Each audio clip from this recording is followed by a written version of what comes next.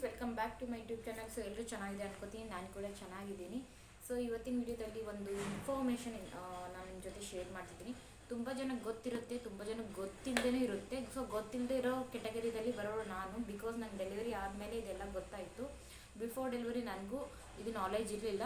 ಕೆಲವೊಬ್ಬರಿಗೆ ಡೆಲಿವರಿ ಆದಮೇಲೆ ಮಕ್ಕಳಾದರೂ ಕೂಡ ಇದ್ರ ಬಗ್ಗೆ ನಾಲೆಜ್ ಇರಲ್ಲ. ಸೊ ಅದಕ್ಕೋಸ್ಕರ ಒಂದು ಯೂಸ್ಫುಲ್ ಇನ್ಫಾರ್ಮೇಷನ್ ಅಂತ ಅನಿಸುತ್ತೆ ನನಗೆ ಕೆಲವೊಬ್ಬರಿಗೆ. ಸೊ ಅದಕ್ಕೋಸ್ಕರ ಶೇರ್ ಮಾಡ್ತೀನಿ. ಅದೇನಪ್ಪ ಅಂತಂದರೆ, ಇವಾಗ ತಾಯಿ ಹಾಲು ಬರಲಿಲ್ಲ ಅಂತಂದರೆ ನಾವು ಮೇಲ್ಗಡೆ ಹಾಲು ಯೂಸ್ ಮಾಡ್ತೀವಿ ಬೇಬಿಗೆ. ಸೊ ಅದು ಯಾವ್ದು ಯೂಸ್ ಮಾಡ್ತಿದ್ದೀವಿ ಅಂತ ತುಂಬ ಜನಕ್ಕೆ ಗೊತ್ತಿಲ್ಲ. ನನಗೂ ಆಫ್ಟರ್ ಡೆಲಿವರಿ ಆದಮೇಲೆ ನಾನು ಫೀಡ್ ಮಾಡೋಕ್ಕೆ ತುಂಬ ಟ್ರೈ ಮಾಡಿದೆ, ತುಂಬ ಸತಿ ಟ್ರೈ ಮಾಡಿದೆ, ಆಗಲಿಲ್ಲ. ಕೊನೆಗೆ 3 ಮಂತ್ಸ್ವರೆಗೂ ಆಗಲಿಲ್ಲ. ಫೈನಲಿ ಏನಾಯಿತು ಅಂತಂದರೆ, ಅವಾಗ ಫೀಡ್ ಮಾಡೋಕ್ಕಾಗ್ತಿರ್ಲಿಲ್ವಲ್ಲ. ಸೊ ಸಿಸ್ಟರ್ಸ್ ಏನು ಮಾಡೋರು, ನನ್ನ ಬೇಬಿನ ಒಳಗಡೆ ತೊಗೊಂಡೋಗೋರು, ಅವರು ಹಾಲನ್ನ ಫೀಡ್ ಮಾಡ್ತಿರೋ, ಔಟ್ಸೈಡ್ ಮೇಲ್ಗಡೆ ಹಾಲನ್ನ ಫೀಡ್ ಮಾಡ್ತಿರು. ಸೊ ನನಗೇನು ಅನಿಸುತ್ತೆ ಅಂದರೆ, ಅವರು ಹಸು ಹಾಲು ಅಥವಾ ಡೈರಿ ಹಾಲು ಯೂಸ್ ಮಾಡ್ತಾರೆ ಅಂತ ನಾನು ಅಂದ್ಕೊಂಡಿದ್ದೆ. ಬಟ್ ಅವ್ರು ರಿಯಲಿ ಯೂಸ್ ಮಾಡಲ್ಲ. ಸೊ ಕೆಲವೊಂದು ಪೌಡ್ರಸ್ ಬರುತ್ತೆ, ಮಿಲ್ಕ್ ಪೌಡ್ರ್ ಅಂತ ಬರುತ್ತೆ ಬೇಬಿಗೆ. ಸೊ ಈ ಏಜಿಗೆ, ಈ ಸ್ಟೇಜಿಗೆ ಇದೇ ಪೌಡ್ರ್ ಯೂಸ್ ಮಾಡಬೇಕು ಅಂತ ಒಂದು ಕಂಡೀಷನ್ ಇದೆ. ಸೊ ನನ್ನ ಡೆಲಿವರಿ ಆಗಿದ್ದು ಅಂತಂದರೆ ಪ್ರೀ ಮೆಚ್ಯೂರ್ ಡೆಲಿವರಿ 7 ಮಂತಲ್ಲೇ ಆಗಿರೋದು. ಸೊ ಪೌಡ್ರಲ್ಲಿ ಏನಿರುತ್ತೆ ಅಂತಂದರೆ 3 to 4 ಟೈಪ್ಸ್ ಇರುತ್ತೆ. ಸೊ ಬ್ರ್ಯಾಂಡ್ ಅದರಲ್ಲೂ ಬೇರೆ ಬೇರೆ ಬೇರೆ ಬೇರೆ ಬೇರೆ ಬ್ರ್ಯಾಂಡ್ ಇರುತ್ತೆ. ತುಂಬ ಮ್ಯಾಕ್ಸಿಮಮ್ಮು ತುಂಬ ಫೇಮಸ್ ಇರೋ ಬ್ರ್ಯಾಂಡ್ ಅಂತಂದರೆ ಲ್ಯಾಕ್ಟೋಡೆಕ್ಸ್ ಅಂತ. ಸೊ ನಾನು ಲ್ಯಾಕ್ಟೋಡೆಕ್ಸನ್ನು ಯೂಸ್ ಮಾಡಿಲ್ಲ. ಸೊ ಅದಕ್ಕಿಂತ ಬೆಟರ್ ಇರೋದನ್ನ ನನಗೆ ಡಾಕ್ಟರ್ ಪ್ರಿಫರ್ ಮಾಡಿದ್ರು. ಸೊ ಹೌದು, ಮಾರ್ಕೆಟಿಂಗ್ ಇರೋದು ಲ್ಯಾಕ್ಟೋಡೆಕ್ಸೇ, ಬಟ್ ಅದಕ್ಕಿಂತ ಬೆಸ್ಟು ಅಂತಂದರೆ ಒಂದು ಪೌಡ್ರ್ ಹೇಳ್ತೀನಿ, ಅದನ್ನು ಯೂಸ್ ಮಾಡು ಅಂತಂದರು. ಸೊ ನಾನು ಇವಾಗ ಶರಣ್ಯಂಗೆ ಅದೇ ಯೂಸ್ ಮಾಡ್ತಿರೋದು. ಹೆಂಗಪ್ಪ ಅಂತಂದರೆ, ನಮಗೆ 7 ಮಂತಲ್ಲಿ ಡೆಲಿವರಿ ಆಗಿತ್ತಲ್ವಾ. ಸೊ ಬಿಫೋರ್ 37 ವೀಕ್ಸ್ ಒಳಗಡೆ ಏನಾದರೂ ಬೇಬಿ ಡೆಲಿವರಿ ಆಗಿದ್ದರೆ ಅದು ಪೌಡ್ರು ಬೇರೆ ಅಂತ. ಸೊ ಅದು ನನಗೆ ಬ್ರ್ಯಾಂಡ್ ಬಂದುಬಿಟ್ಟು ಸಿಮಿಲಾಕ್ ನಿಯೋಶ್ಯೂರ್ ಅಂತ. ಓಕೆ, ಅದರಲ್ಲಿ ಬರೆದಿರುತ್ತೆ. ಸೊ ನೀವು ಎಲ್ಲಿಂದ ಎಲ್ಲಿವರೆಗೂ ಯೂಸ್ ಮಾಡ್ಬೋದು ಅಂತ. ಸೊ 37 ವೀಕ್ಸ್ ಒಳಗಡೆ ಏನಾದರೂ ಬೇಬಿ ಡೆಲಿವರಿ ಆಗಿದ್ದಿದ್ರೆ ಸೊ ಅದು ಸಿಮಿಲಾಕ್ ನಿಯೋಶ್ಯೂರ್ ಅಂತ ಒಂದು ಪೌಡ್ರ್ ಬರುತ್ತೆ. ಸೊ ಅದು ಯಾವ ಥರ ಯೂಸ್ ಮಾಡೋದು ಅಂತಂದರೆ, ಬಿಸಿನೀರು ನಾವು ತೊಗೊಳ್ಳೋದು, ಒಂದು 30 ml 1 ಸ್ಪೂನ್ ಕೊಟ್ಟಿರ್ತಾರೆ, ಅವರೇ ಕೊಟ್ಟಿರ್ತಾರೆ ಒಳಗಡೆ ಸ್ಪೂನು. ಸೊ 30 ml 1 ಸ್ಪೂನು, ಒಂದು ವೇಳೆ ನಾವು 60 ತೊಗೊಳ್ತಿದ್ರೆ 2 ಸ್ಪೂನು, 90 ತೊಗೊಂಡ್ರೆ 3 ಸ್ಪೂನು, ಕರೆಕ್ಟಾಗಿ ನಾವು ಮೆಜರ್ಮೆಂಟ್ನ ಹಾಕಬೇಕು ಅದು ಬಿಸಿನೀರಲ್ಲಿ. ಸೊ ಎಲ್ಲ ಮಿಕ್ಸ್ ಆದಮೇಲೆ, ಅದಾದಮೇಲೆ ಬೇಬಿಗೆ ನಾವು ಫೀಡ್ ಮಾಡಬೇಕು. ಆ್ಯಂಡ್ ನಂಗೆ ಅಷ್ಟು ಗೊತ್ತಿರಲಿಲ್ಲ, ಇಷ್ಟೆಲ್ಲ ಐಡಿಯಾ ಇರಲಿಲ್ಲ ನನಗೆ. 37 ವೀಕ್ಸ್ ಒಳಗಡೆ ಇದ್ದರೆ ಒಂದು ಪೌಡ್ರು, ಅಥವಾ 37 ಮೇಲೆ ಇದ್ದರೆ ಇಷ್ಟು kg ಇದ್ದರೆ ಇಷ್ಟೇ ಹಾಕಬೇಕು, ಅಥವಾ ಇಷ್ಟು ಮಂತಿಗೆ ಇಷ್ಟೇ ಹಾಕಬೇಕು ಅಂತ ನಂಗೆ ನಾಲೆಜ್ ಇರಲಿಲ್ಲ. ಸೊ 37 ವೀಕ್ಸ್ ಒಳಗಡೆಯಿಂದ ನಾನು ಬೇಬಿ 2.5 kg ಆಗೋವರೆಗೂ ನಾನು ಸಿಮಿಲಾಕ್ ನಿಯೋಶ್ಯೂರೇ ಯೂಸ್ ಮಾಡಿದ್ದು. ಅದರಲ್ಲಿ ಬರೆದಿದ್ರು ಕೂಡ. ಸೊ ಬಿಫೋರ್ 2.5 ಒಳಗಡೆ ಏನಾದರೂ ಬೇಬಿ ಇತ್ತು ಅಂದರೆ, 37 ವೀಕ್ಸ್ ಒಳಗಡೆ ಬೇಬಿ ಏನಾದರೂ ಬಾರ್ನ್ ಆಗಿತ್ತಂದರೆ, ಸೊ ಅದಕ್ಕೆ ಬೇರೆ ಪೌಡ್ರ್ ಇರ್ತಾರೆ, ಸಿಮಿಲಾಕ್ ನಿಯೋಶ್ಯೂರ್ ಅಂತ. ಸೊ ಅದನ್ನು ನಾನು ಯೂಸ್ ಮಾಡ್ತೀನಿ. ಅಪ್ರಾಕ್ಸಿಮೇಟ್ ಏನಿಲ್ಲ ಅಂತಂದರೆ, ಅವಳು 2.5 kg ಆಗೋಕ್ಕೆ ಅಕ್ಟೋಬರ್ 30th ಅವಳು ಬಾರ್ನ್ ಆಗಿದ್ದು. ಆ್ಯಂಡ್ 1 ನವಂಬರ್ ಫುಲ್ ಮಂತ್ ಹೋಯಿತು, ಡಿಸೆಂಬರ್ ಹಾಫ್ ಮಂತ್ವರೆಗೂ ನಾನು ಅದನ್ನೇ ಯೂಸ್ ಮಾಡಿದೆ. ಆಫ್ಟರ್ ದಟ್ 2.5 kg ಅವಳು ಕ್ರಾಸ್ ಆದಮೇಲೆ ನನಗೆ ಡಾಕ್ಟ್ರ್ ಹತ್ರ ಮತ್ತೆ ಪ್ರಿಫರ್ ಮಾಡಿದೆ, ನನಗೆ ಬೇರೆದು ಯಾವುದಾದ್ರೂ ಬರ್ಕೊಡಿ ಅಂತ. ಅವರು ಅಂದರು, ಇವಾಗಾದರೂ ಏನಾದರೂ ಫೀಡ್ ಮಾಡೋ ಚಾನ್ಸಸ್ ಇದೆ ಏನಂತ. ಇಲ್ಲ, ಅವಳು ಫೀಡ್ ಮಾಡ್ತಿಲ್ಲ. ಆ್ಯಂಡ್ ನನಗೂ ಕರೆಕ್ಟಾಗಿ ಏನಂತಾರಲ್ಲ, ಫೀಡ್ ಮಾಡೋಕ್ಕಾಗ್ತಿಲ್ಲ, ಫೀಡ್ ಮಾಡಿದ್ರು ಬರ್ತಿಲ್ಲ ಮಿಲ್ಕು. ಸೊ ಅದಕ್ಕೋಸ್ಕರ ಅಂತ. ಮತ್ತು ಒಂದು ಇಟ್ಸ್ ಓಕೆ. ಇವಾಗೆಲ್ಲ ನವೇಡೇಸ್ ಏನಾಗಿದೆ, ನಾವು ಫುಡ್ ಇಂಟೇಕ್ ಏನು ತೊಗೊತೀವಿ ಲೈಫ್ ಸ್ಟೈಲಿಂದ ಕೆಲವೊಬ್ರಿಗೆ ಆ ಥರ ಆಗುತ್ತೆ. ಅದರಲ್ಲೇನು ಸೀರಿಯಸ್ ವಿಷಯ ಇಲ್ಲ. ಸೊ ನಡೆಯುತ್ತೆ, ಆ ಥರ ಏನಿಲ್ಲ. ಬಿಕಾಸ್ ನೀವೆಲ್ಲ ಕೇಳ್ಬೋದು mother milk is the best ಅಂತ. ಹೌದು, mother milk is best, mother milk best. But ಇವಾಗ ಬರ್ತಿಲ್ಲ ಅಂತಂದರೆ, ಇವಾಗ ಫೀಡ್ ಆಗ್ತಿಲ್ಲ ಅಂದರೆ ಸೆಕೆಂಡ್ ಆಪ್ಷನ್ ಏನು? ಓಕೆ, ಉಪವಾಸ ಅಂತ ಹಾಕಲ್ಲ ಬೇಬಿಗೆ, ಸೆಕೆಂಡ್ ಆಪ್ಷನ್ ಏನಾದರೂ ಇರಬೇಕಲ್ವ, ಅಲ್ಟರ್ನೇಟಿವ್. ಬರಲ್ಲ ಅಂತಂದ್ಬಿಟ್ಟು ಹಾಗೆ ಬೇಬಿಗೆ ಹಾಗೆ ಅಂತ ಇಡೋಕ್ಕಾಗಲ್ಲ. ಸೊ ನಾನು ಪ್ರತಿಯೊಬ್ಬರು ಕೇಳ್ತಿದ್ರು, ನನಗೆ ಕೋಪ ಬರ್ತೈತಿ, ಎಷ್ಟು ಜನಕ್ಕೆ ಅಂತ ನಾನು ಹೇಳಬೇಕು. ಓಕೆ, ಬರ್ತಿಲ್ವಾ? ಬರ್ತಿಲ್ಲ. ಸೆಕೆಂಡ್ ಆಪ್ಷನ್ ಏನು? ಹಂಗೆ ಬರ್ತಿಲ್ಲ ಅಂತ ಅಂದ್ಬಿಟ್ಟು ಅವಳು ಫೀಡ್ ಮಾಡ್ತಿಲ್ಲ ಅಂತೇನೆ ಉಪವಾಸ ಹಾಕೋಕ್ಕಾಗುತ್ತಾ ಬೇಬಿಗೆ? ಸೊ ಏನಾಗುತ್ತೆ ಅಂದರೆ, 7 ಮಂತಲ್ಲಿ ಬಾಲ್ ಆಗಿರೋದ್ರಿಂದ, ಮತ್ತು ಅವಳು ಸಕ್ ಮಾಡೋಕ್ಕೆ ಅವ್ಳಿಗೆ ಶಕ್ತಿ ಕೂಡ ಇರಲಿಲ್ಲ ಆ ಟೈಮಲ್ಲಿ. ಓಕೆ, ಅದಾದಮೇಲೆ ನಂಗೆ ಡಾಕ್ಟ್ರು ಟ್ಯಾಬ್ಲೆಟ್ ಕೊಟ್ಟರು, ಅಲ್ಲಿ ತೊಗೊಂಡೆ. ಬೇರೆ ನಾನು ಡೆಲಿವರಿ ಎಲ್ಲಾಗಿದೆ ಅಲ್ಲಿ ತೊಗೊಂಡೆ. ಅವಳಿಗೆ ಎಲ್ಲಿ ಬೇರೆ ಕಡೆ ಅಡ್ಮಿಟ್ ಮಾಡಿದ್ವಿ, ಅಲ್ಲೂ ಡಾಕ್ಟರ್ ತೊಗೊಂಡು ನಾನು ಟ್ಯಾಬ್ಲೆಟ್ ತೊಗೊಂಡೆ. ಮತ್ತು ಪೌಡ್ರ್ ತೊಗೊಂಡೆ, ಮಿಕ್ಸ್ ಮಾಡಿದ್ರು. ಫುಡ್ಡಲ್ಲೂ ಸ್ವಲ್ಪ ತುಂಬ ಚೇಂಜಸ್ ಮಾಡಿಬಿಟ್ಟೆ. ಸಿಹಿ ತಿಂದೆ, ಬೆಲ್ಲದ ಅಂಶ ತಿಂದೆ, ಎಲ್ಲ ತಿಂದೆ. ಏನು ತಿಂದ್ರೂ ಏನೂ ಯೂಸ್ ಇಲ್ಲ. So finally end of the day ಬೇಬಿಗೆ ಉಪವಾಸ ಅಂದರೆ ಹಾಕೋಕ್ಕಾಗಲ್ಲ.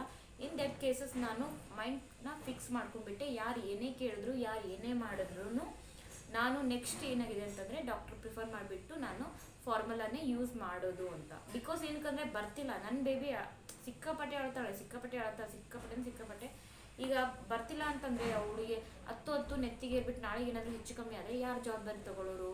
ಸೊ ಅದಕ್ಕೋಸ್ಕರ ಈಗಲೂ ಸಹ ಪ್ರತಿಯೊಬ್ಬರು ಯಾರಾದರೂ ಬಂದರೆ ಮದರ್ ಮಿಲ್ಕ್ ಫೀಡ್ ಮಾಡ್ತಿಲ್ವಾ, ಮದರ್ ಮಿಲ್ಕ್ ಫೀಡ್ ಮಾಡ್ತಿಲ್ವಾ, ಇದೇ ಕ್ವಶನ್ ಕೇಳಿ. ಈಗ ಬರ್ತಿಲ್ಲ ಅಂದರೆ ಏನು ಮಾಡಬೇಕು? ಓಕೆ, ಏನು ಮಾಡಬೇಕು? ಎಷ್ಟು ಟ್ರೈ ಮಾಡಿದ್ವಿ ಅಂತಂದರೆ 1.5 ಮಂತ್ವರೆಗೂ ಟ್ರೈ ಮಾಡಿದ್ವಿ. ಸೊ ನನಗೆ ಬೆಸ್ಟ್ ಆಪ್ಷನ್ ಏನು ಅನ್ನಿಸ್ತು, ಫಾರ್ಮುಲಾ. ಬಿಕಾಸ್ ಅವಳಿಗೂ ಅದು ಕನ್ವೀನಿಯೆಂಟ್ ಆಗಿಬಿಡ್ತು, ಅವಳಿಗೂ ಅದು ಕಂಫರ್ಟ್ ಆಗಿಬಿಡ್ತು, ಅವಳಿಗೂ ಕಂಫರ್ಟ್ ಆಯಿತು, ನನಗೂ ಕನ್ವೀನಿಯೆಂಟ್ ಆಗಿಬಿಡ್ತು. ಬಟ್ ಆ ಟೈಮಲ್ಲಿ ಏನು ಮಾಡೋಕ್ಕಾಗಲ್ಲ, ಬರಲಿಲ್ಲ ಅಂದರೆ ಸೆಕೆಂಡ್ ಆಪ್ಷನ್.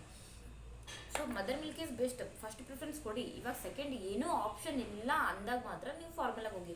ಇದು ನಂದು ಒಪಿನಿಯನ್. ಓಕೆ, ನನಗೆ ಬೇರೆ ಏನೋ ಆಪ್ಷನ್ ಇರಲಿಲ್ಲ, ಸೊ ಅದಕ್ಕೋಸ್ಕರ ನಾನು ಫಾರ್ಮುಲಾನ ಪ್ರಿಫರ್ ಮಾಡಿದೆ. ಓಕೆ, ಅದಾದಮೇಲೆ ನೆಕ್ಸ್ಟ್ ನಾನು 2.5 kg ಆದಮೇಲೆ ಅದಾದಮೇಲೆ ಲ್ಯಾಕ್ಟೋಡೆಕ್ಸ್ ಬ್ರ್ಯಾಂಡ್ನ ಏನನ್ನು ಯೂಸ್ ಮಾಡಬೇಕು ಅಂತ ಅನ್ಕೊಂಡೆ. ಬಟ್ ಡಾಕ್ಟರ್ ಏನಂತಂದ್ರೆ ಲ್ಯಾಕ್ಟೋಡೆಕ್ಸ್ ಬೇಡ, ಅದರಿಂದ ಚೆನ್ನಾಗಿರೋ ಬ್ರ್ಯಾಂಡ್ ನಾನು ನಿಮಗೆ ಪ್ರಿಫರ್ ಮಾಡ್ತೀನಿ. ನ್ಯಾನ್ಪ್ರೋ 1 ಅಂತ, ಸ್ಟೇಜ್ 1 ಅಂತ ಇಲ್ಲಿ ನೋಡಿ. ಓಕೆ, ಇದು ಉಲ್ಟಾ ಕ್ಯಾಮ್ರಾದನ್ನ ಹಾಕುತ್ತೆ. Nanpro stage 1. ಸೊ ಇದು ಅಪ್ ಟು 6 ಮಂತ್ವರೆಗೂ ನೀವು ಯೂಸ್ ಮಾಡ್ಬೋದು. ಓಕೆ, 6 ಮಂತ್ವರೆಗೂ ಸೇಮ್ ಆ್ಯಸ್ ಇಟ್ ಈಸ್. ಇದು ಹೆಂಗಾಗುತ್ತೆ ಅಂದರೆ ಎಷ್ಟು ನೀವು ಫೀಡ್ ಮಾಡ್ಬೋದು, ಎಷ್ಟು ಸ್ಪೂನ್ ಹಾಕ್ಬೋದು ಅಂತ ಸೇಮ್ ಆ್ಯಸ್ ಇಟ್ ಈಸ್ ಇರುತ್ತೆ. ಆ್ಯಂಡ್ ಅದ್ರ ಕಾಸ್ಟ್ ಬಂದುಬಿಟ್ಟು 700+ ಇತ್ತು. ಸಿಮ್ಲಾಕ್ ನಿಯರ್ ಬಂದುಬಿಟ್ಟು ಇದ್ರ ಕಾಸ್ಟ್ ಬಂದುಬಿಟ್ಟು 815 ಇದೆ ಇವಾಗ. ಸೊ ಇದು ಹೆಂಗಾಗುತ್ತೆ ಅಂತಂದರೆ ಸೇಮ್ ಆ್ಯಸ್ ಇಟ್ ಈಸ್. ನೀವು ಓಪನ್ ಮಾಡಿಬಿಟ್ಟು ಈ ಥರ ಸ್ಪೂನ್ ಕೊಟ್ಟಿದ್ದಾರೆ ಆ್ಯಸ್ ಇಟ್ ಈಸ್. ಎಕ್ಸಾಕ್ಟ್ ಈ ಥರ ಹೆಚ್ಚು ತೊಗೊಳೋದಿಲ್ಲ, ಇದು ತೊಗೊಳ್ಳಲ್ಲ. ಎಕ್ಸಾಕ್ಟ್ ಇದು ಸರಿ ಸಮಾನ ಈ ಥರ ಇದು ಮಾಡಿಬಿಟ್ಟು ಈ ಥರ ಸರಿ ಸಮಾನ ಎಕ್ಸಾಕ್ಟಾಗಿ ತೊಗೊಂಡ್ಬಿಟ್ಟು 30 ml 1 ಸ್ಪೂನು, 60 ml 2 ಸ್ಪೂನು. ನಮ್ಮ ಬೇಬಿ ಎಷ್ಟು ಫೀಡ್ ಮಾಡುತ್ತೆ ಅದ್ರ ಮೇಲೆ ಡಿಪೆಂಡ್ ಆಗುತ್ತೆ. ಆ್ಯಂಡ್ ನಾನು ಪ್ರೆಸೆಂಟ್ ಇವಾಗ 2.5 kg ಆದಮೇಲೆ ನಾನು ಕಂಟಿನ್ಯೂ ಇದನ್ನೇ ಯೂಸ್ ಮಾಡ್ತಿದ್ದೆ, ಸ್ಟೇಜ್ 1 ಅಂತ. ಇದಾದಮೇಲೆ ನೆಕ್ಸ್ಟ್ ಸ್ಟೇಜ್ 2 ಬರುತ್ತೆ. ಅದೇ ಹೆಂಗಂದ್ರೆ ಇದು ಅಪ್ ಟು 6 ಮಂತ್ವರೆಗೂ. 6 ಮಂತ್ ಆದಮೇಲೆ ನಾವು ನೆಕ್ಸ್ಟ್ನ ಚೇಂಜ್ ಮಾಡಬೇಕು.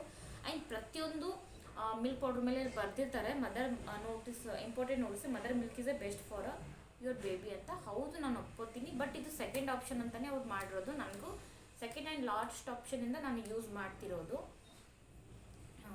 ಸೊ ಇವಾಗ ನಾನು 6 ಮಂತ್ವರೆಗೂ ಇದನ್ನು ಯೂಸ್ ಮಾಡಿಬಿಟ್ಟು ಅದಾದಮೇಲೆ ನನಗೆ ಡಾಕ್ಟ್ರು ಒಂದು ಇದು ಮಾಡಿದ್ರು, ನೀವೇನಾದರೂ ಸೆಕೆಂಡ್ ಸ್ಟೇಜ್ 2 ನ್ಯಾನ್ಪ್ರೋ ಸ್ಟೇಜ್ 2 ಕೂಡ ಯೂಸ್ ಮಾಡ್ಬೋದು. ಆರ್ ಎಲ್ಸ್ ಬೇಡ ಅಂತಂದರೆ ನೀವು ಇವಾಗ ಹಸುದು ಹಾಲು ಇರುತ್ತಲ್ಲ, ಪ್ಯೂರ್ ಹಸು ಹಾಲು, ಸೊ ಅದನ್ನು ಕೂಡ ನೀವು ಯೂಸ್ ಮಾಡ್ಬೋದು. ಡೈರಿ ಹಾಲು ಯೂಸ್ ಮಾಡೋಕ್ಕೆ ಹೋಗಬೇಡಿ. ಸೊ ಒಂದ್ಸತಿ ನೀವು 6 ಮಂತ್ವರೆಗೂ ಯೂಸ್ ಮಾಡಿ, ಆಫ್ಟರ್ ದಟ್ ಆದಮೇಲೆ ನೀವು ಚೇಂಜ್ ಮಾಡಿ ಅಂತ ಹೇಳಿದ್ರು. ಸೊ ಪ್ರೆಸೆಂಟ್ ನಾನು ಯೂಸ್ ಮಾಡ್ತಿದ್ದೀನಿ. ಇವಾಗ ಅವಳಿಗೆ 30th ಜನಿಗೆ ಇನ್ನೂ 10 days ಆದಮೇಲೆ 30th 8 to 10 days. Okay, 80 days ಅಂತೀವಿ, 8 days. ಸೊ ಅವಳು ಇನ್ನೂ 80 days ಆದಮೇಲೆ 4 ಮಂತಿಗೆ ಎಂಟ್ರಿ ಆಗ್ತವೆ. 3 months ಕಂಪ್ಲೀಟ್ ಆಗುತ್ತೆ. ಇನ್ನೂ 2 months ನಾನು ಇದನ್ನೇ ಯೂಸ್ ಮಾಡೋದು. ಆಫ್ಟರ್ ದಟ್ ಸ್ಟೇಜ್ 2ನ ಸ್ವಲ್ಪ ದಿನ ಯೂಸ್ ಮಾಡ್ತೀನಿ. ಅವಳಿಗೆ ಕನ್ವೀನಿಯೆಂಟ್ ಆದರೆ ಓಕೆ, ಇಲ್ಲ ಅಂತಂದರೆ ನಾನು ಹಸು ಅಲ್ಲಿ ಯೂಸ್ ಮಾಡಬೇಕಂತ ಅಂತಿದ್ದೀನಿ. ಬಿಕಾಸ್ ಇದು ಏನಂತಂದರೆ ಪ್ರತಿ ಸತಿನೂ ನೀರನ್ನ ಬಿಸಿ ಮಾಡಿ ಅದನ್ನು ಮಿಕ್ಸ್ ಮಾಡಿಬಿಟ್ಟು ಅದನ್ನು ತಣ್ಣಗಾಗೋವರೆಗೂ ವೇಟ್ ಮಾಡಬೇಕು. ಅಲ್ಲಿವರೆಗೂ ಅವ್ಳು ತಡೆಯಲ್ಲ, ಸ್ವಲ್ಪ ತುಂಬ ಆಡೋದು. ಸೊ ಅದಕ್ಕೋಸ್ಕರ ನಾವು ಹಸು ಅಲ್ಲಿ ಏನಾದರೂ ತಂದ್ವಿ ಅಂತಂದರೆ ಅವಳಿಗೆ ಅದು ಕನ್ವೀನಿಯೆಂಟ್ ಆಯಿತು ಅಂದರೆ ಅವಳಿಗೆ ಅದು ಅದೇ ಡಾಕ್ಟ್ರ್ ಪ್ರಿಫರೆನ್ಸ್ ಮೇಲೆ ನಾನು ಮಾಡ್ತಿರೋದು. ಓಕೆ, ಡಾಕ್ಟರ್ ಸಜೆಷನ್ ಮೇಲೆ ನಾನು ಮಾಡ್ತಿರೋದು, ತೊಗೊಳ್ತಿರೋದು. ಸೊ ಅವಳಿಗೆ ಅದು ಕನ್ವೀನಿಯೆಂಟ್ ಆಯಿತು ಅಂದರೆ ಹಸು ಒಂದು ಸತಿ ಬಿಸಿ ಮಾಡ್ತಿದ್ರೆ ದಿನಕ್ಕೆ 3 ಸತಿ ಬಿಸಿ ಮಾಡಿರುತ್ತೆ. ನೀರು ಬಿಸಿ ಮಾಡಿಬಿಟ್ಟು ಅದರಲ್ಲಿ ಪೌಡ್ರ್ ಮಿಕ್ಸ್ ಮಾಡಿಬಿಟ್ಟು ವೇಟ್ ಮಾಡೋದು ಅವಶ್ಯಕತೆ ಏನಿರಲ್ಲ. ಬಟ್ ಓಕೆ, ಆಫ್ಟರ್ 6 ಮಂತ್ ಆದಮೇಲೆ ನಾನು ಶೇರ್ ಮಾಡ್ತೀನಿ ನಾನು ಯಾವ್ದು ಯೂಸ್ ಮಾಡ್ತೀನಿ ಅಂತ. ಸೊ ಈ ಥರ ಆಫ್ಟರ್ 6 ಮಂತಿಗೆ ನಾವು ಪೌಡ್ರನ್ನ ಚೇಂಜ್ ಮಾಡ್ತೀವಿ. ಆ್ಯಂಡ್ 6 ಮಂತ್ಗೆ ನಾವು ಸೆರೆಲಾಕ್ ಕೂಡ ಕಂಟಿನ್ಯೂ ಮಾಡ್ತೀವಿ. ಸೊ 2 ಕೂಡ ಯೂಸ್ ಮಾಡ್ಬೋದು. ಸೊ ಬಿಫೋರ್ 6 ಮಂತ್ಸ್ ಸೆರೆಲಾಕ್ ಯೂಸ್ ಮಾಡೋಕ್ಕೆ ಹೋಗಬೇಡಿ. ನನಗೂ ಡಾಕ್ಟ್ರು ಹೇಳಿದ್ರು, ನಿಮ್ಮ ಬೇಬಿ ಬರೀ ಪೌಡ್ರ್ ತೊಗೊಳ್ತಿದ್ದಾರೆ ಅಂತ ಸೆರೆಲಾಕ್ ಯೂಸ್ ಮಾಡಬೇಡಿ. ಬಿಕಾಸ್ ಇದು ಔಟ್ಸೈಡ್ ಪೌಡ್ರ್ ನಡೆಯುತ್ತೆ ಅಂದರೆ ಸೆರೆಲಾಕ್ ನಡೆಯುತ್ತೆ ಅಂತ ತಿಳ್ಕೊಬೇಡಿ. ಬೇಬಿ ಇನ್ನು ಡೈಜೆಸ್ಟಿವ್ ಮಾಡೋ ಕೆಪಾಸಿಟಿ ಇರಲ್ಲ. ಸೊ 6 ಮಂತ್ ಆದಮೇಲೆ ನೀವು ಸೆರೆಲಾಕ್ನ ಯೂಸ್ ಮಾಡಿ ಅಂತ ಹೇಳಿದ್ರು. ಸೊ ನಿಮ್ಗೇನಾದರೂ ಈ ವಿಡಿಯೋ ಇಷ್ಟ ಆದರೆ ಲೈಕ್ ಮಾಡಿ, ಇನ್ಫಾರ್ಮೇಷನ್ ಅನಿಸಿತ್ತು ಅಂದರೆ ಕಮೆಂಟ್ ಸೆಕ್ಷನಲ್ಲಿ ಕಮೆಂಟ್ ಮಾಡಿ. ಇನ್ನೂ ಯಾರೆಲ್ಲ ಸಬ್ಸ್ಕ್ರೈಬ್ ಮಾಡ್ಕೊಂಡಿಲ್ಲ ಅಂದರೆ ಬೇಗ ಸಬ್ಸ್ಕ್ರೈಬ್ ಮಾಡ್ಕೊಂಡು ನನ್ನ ಬೆಲ್ಲೈಕನ್ನ ಪ್ರೆಸ್ ಮಾಡಿ. ನೆಕ್ಸ್ಟ್ ವಿಡಿಯೋದಲ್ಲಿ ನಾನು ನಿಮಗೆ ಮತ್ತೆ ಸಿಗ್ತೀನಿ. ಅಲ್ಲಿವರೆಗೂ ಬಾಯ್.